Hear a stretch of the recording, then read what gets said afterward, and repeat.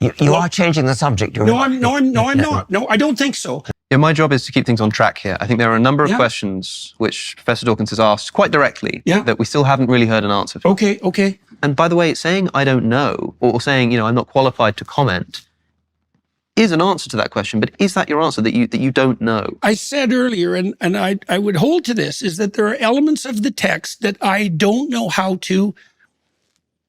that I'm incapable of fully accounting for.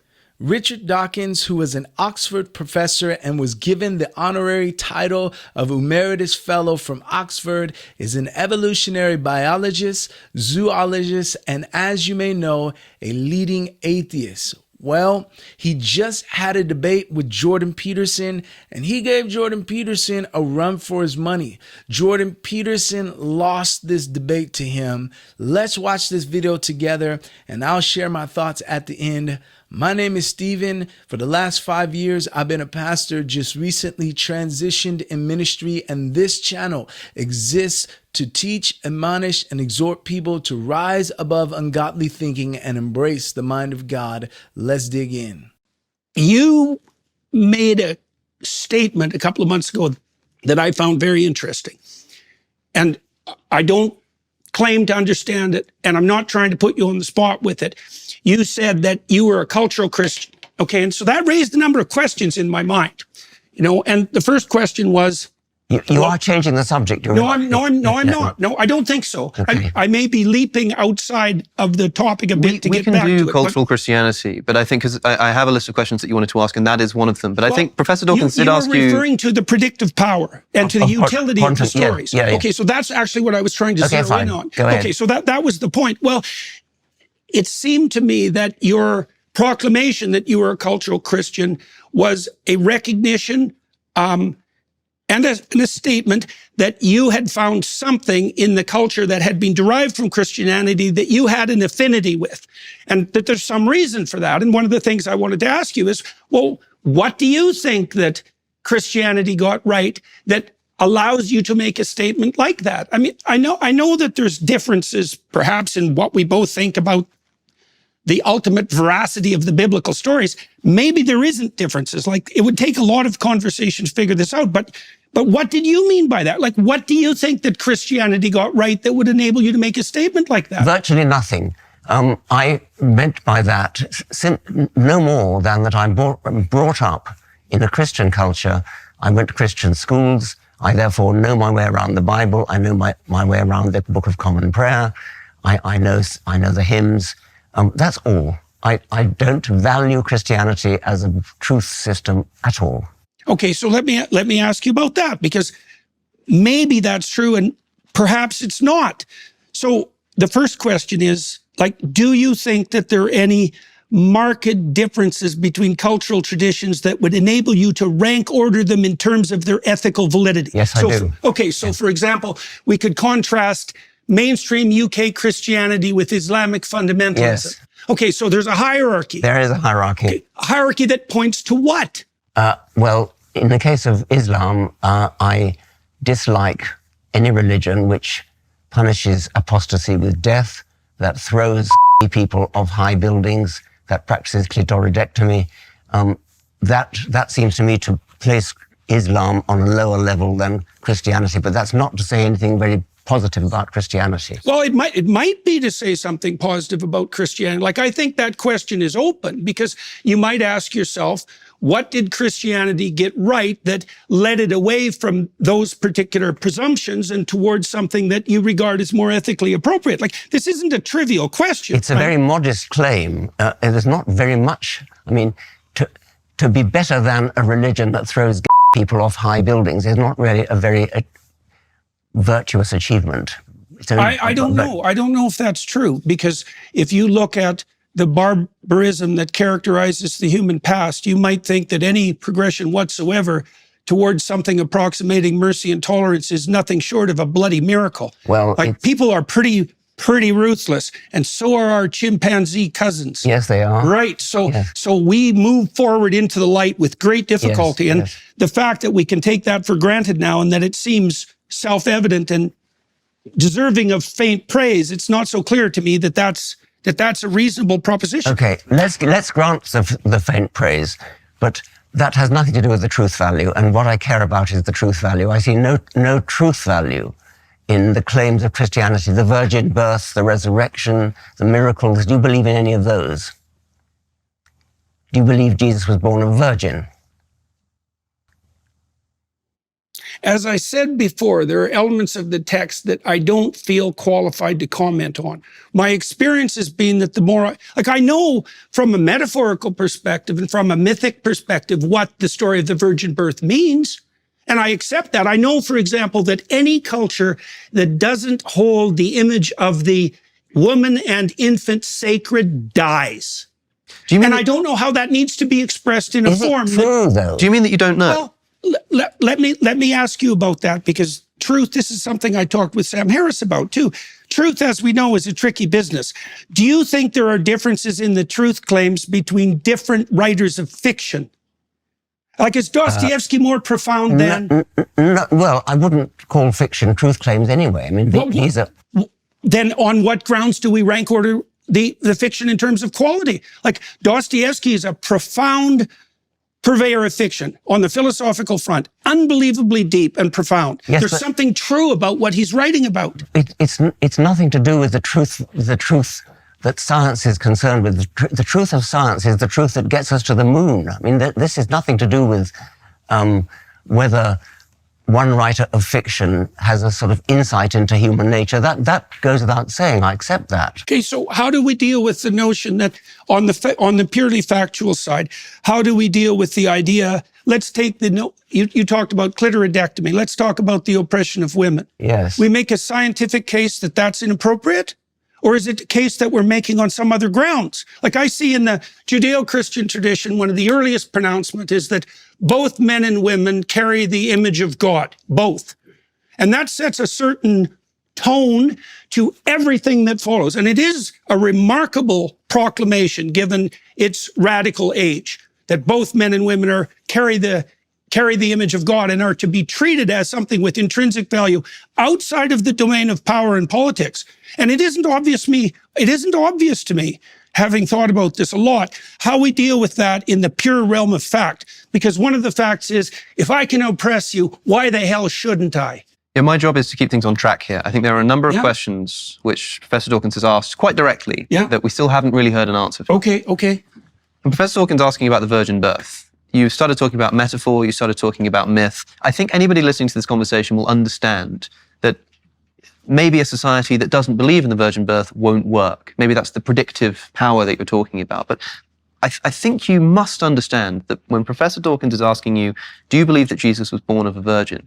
He means something like a biological fact. And by the way, saying I don't know, or saying, I'm not qualified to comment, is an answer to that question. But is that your answer, that you don't know? I said earlier, and I would hold to this, is that there are elements of the text that I don't know that I'm incapable of fully accounting for. I can't account for what the fundamental reality and significance of the notion of the resurrection is. My knowledge just ends. Sure, but I know that whatever happened as a consequence of the origination and the promotion of the Christian story was powerful enough to bring Rome to its knees and demolish the pagan enterprise. So there's some power in that story that's remarkable. Let's stick to the virgin birth. Yes. Yeah. And, well, the virgin birth results from a mistranslation of Isaiah. You know that. Like these sorts of questions, what would you say? They don't strike me as, they're not getting to the point. I know the that. story I know has you a think purpose. that. Yes. Well, and look, I understand that there's perfect reasons to debate this. I know that, and I know that your question is more than valid, but it's beside the issue as far as I'm concerned, and it's partly because, well, when we started this conversation, I said, for example, that it appears to be the case that a description of the structure through which we see the world is a story. We see the world through a story. And so that's a remarkable thing. That's a remarkable discovery, and it's emerged probably in the last 60 years in multiple disciplines, because we have to prioritize our facts. And so we prioritize them according to a particular pattern. And there are patterns that seem to work and to propagate themselves properly and to orient cultures towards life abundant. And there are other patterns, the pattern of Cain, for example, that lead to absolute bloody devastation. And I don't know exactly how to construe that sort of truth. But we talked about the oppression of women, for example. It's like, how do you make a case on purely factual grounds that women should be treated as equals? It's a moral question, and I know that's exactly. And I was dealing with a factual question, which is, did Jesus have a father? And you won't answer it. Well, it's Jesus a different had an kind of earthly question. father and a heavenly father, like almost all mythological heroes. So he wasn't born of a virgin then? So you're saying that Jesus was not born of a virgin? I said, first of all, that I don't know how to mediate the fact-value dichotomy in that case. I said the same thing about the resurrection. It's not a value, it's a simple fact. I mean, did a man have intercourse with Mary and produce Jesus? That's a factual question. It's not a value question. You must understand what you're being asked here, that even if you think that, say, the author of the biblical texts intended much more significance than a simple scientific analysis of events, Professor Dawkins is interested in scientific truth. That's the kind of truth that he's interested in. And even if you think it's irrelevant to the point of what the gospel authors were getting at, that first needs to be clarified before you can then begin actually uncovering what the stories are about. So I think Professor Dawkins is asking from a scientific perspective, and maybe you think that scientific approach is wrong, but if you just take it for a moment, maybe this is how we find out that it is wrong. Let's take a scientific approach, ask the question, did this occur? I think that it's inappropriate to use a question like that to attempt to undermine the validity of the entire, what would you say, deep mythological enterprise. Well, suppose we weren't doing that. Suppose we were asking out of interest. Suppose that we were all here devout Christians, maybe even Jungian Christians, and we thought, this is interesting, over dinner. Do you think it really happened, like scientifically? Would your answer just be, I don't know? Yes. And you wouldn't consider it, I mean, it's not an inappropriate question to ask, just on a point of interest. Right. Did this really occur? And I think so often people are asking you that, and especially given the context of this conversation, we've heard everything that you're saying about metaphor and myth, but because the question is still then being asked, did it really happen? You know that that's what you're being asked. And the way you just so easily said yes, I wonder why you struggle to do that in so many other circumstances. I think because I don't look at the situation the same. The way that Dr. Dawkins and I look at the situation are really quite different, and at many, many, many levels. You know, so even on the meme question, for example, you know, like, I know the literature on the history of religious ideas. I see how these ideas have battled across millennia in a manner that is very reminiscent to me of the same sort of claim that Dr. Dawkins is putting forward with regards to meme. I know that literature. Dr. Dawkins doesn't know that literature. And it's very difficult for me to communicate from within the confines of that literature because it's extensive and deep. And we're dealing with things that we don't understand the relationship between metaphoric truth and value-predicated truth and factual truth. We don't understand that. It's a big problem. There's no evidence whatsoever from the scientific perspective that we can orient ourselves in the world merely in consequence of the facts. Sure. And that's a fact. And it's a fact that's been detailed out in great detail in the last 60 years by people from a variety of different disciplines. We have to prioritize the facts. That's a value hierarchy. There may be true and false ways of prioritizing facts, but you can't determine the truth or falsehood of the way that you prioritize facts by making reference to the facts. That's a big problem. Okay, let's talk about that as perhaps a slight detour here, because I think we do need to come back to this Christ resurrection thing. But Professor Dawkins, would you say that underlying the scientific enterprise is a fundamentally unscientific assumption? You can make scientific investigations in the world, but in order to do so, you need to choose what to prioritize. You need to choose what to investigate. You also need to value the truth. You need to have a value and a motivation for doing it in the first place. Those kinds of things cannot themselves be scientifically justified. And so does the scientific enterprise have an unscientific assumption at its base? I suppose it does. I mean, I think that maybe just be Jordan and Richard, by the way. I think that Jordan prioritizes myth and I prioritize fact. Now, And I've said it previously, Jordan Peterson is not a good representation of Christianity. Though he may have some good takes at times, he tends to miss the mark a lot. So I'm not surprised by this. And for me, it doesn't speak that Christianity took an L, but Jordan Peterson took an L, and a capital L at that. He does not believe in the foundations of the Christian faith the way Christians believe in the Bible. And Richard Dawkins knew that. So he set him up with the trap with this question about the virgin birth.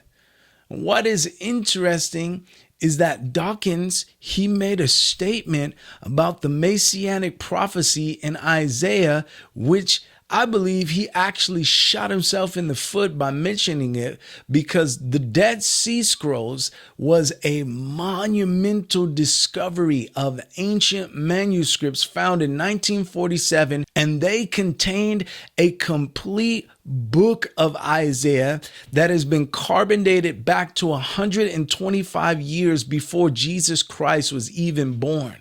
It wasn't just a myth or something inserted after the fact.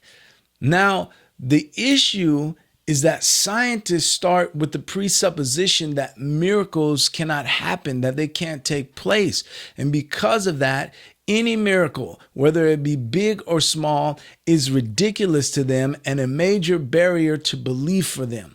It's backwards, because scientists say that their beliefs are based on scientific evidence, which a lot of times is a false notion, on top of the fact that if you show them the evidence of miracles, no matter what, they reject it because they don't believe that miracles can take place.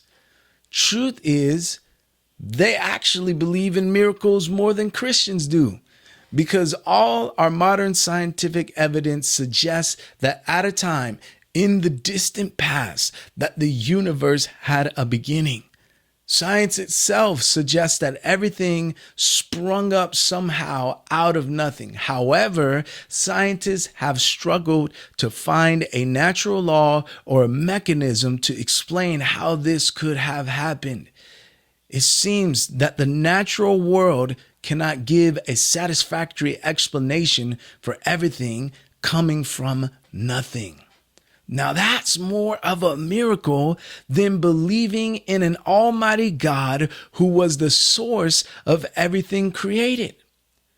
Christians have no issue believing in the supernatural aspect of God creating the universe, because we see the evidence that there's no way that something incredible came from nothing, something so intelligent. When you look at God's creation, all of the different aspects about the earth, minus one of them would make the earth inhabitable, like oxygen or gravity that keeps the earth intact. So knowing that God created something as intricate as earth or humanity makes it easy to believe that he could use a virgin birth to fulfill his purposes.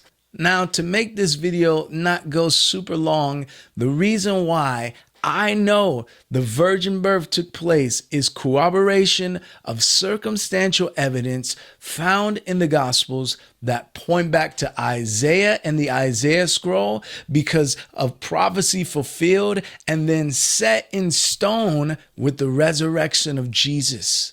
Over 500 people, eyewitnesses of the resurrection, with many who later died because of their refusal to denounce what they knew was truth, because they saw it with their eyes. They saw the evidence.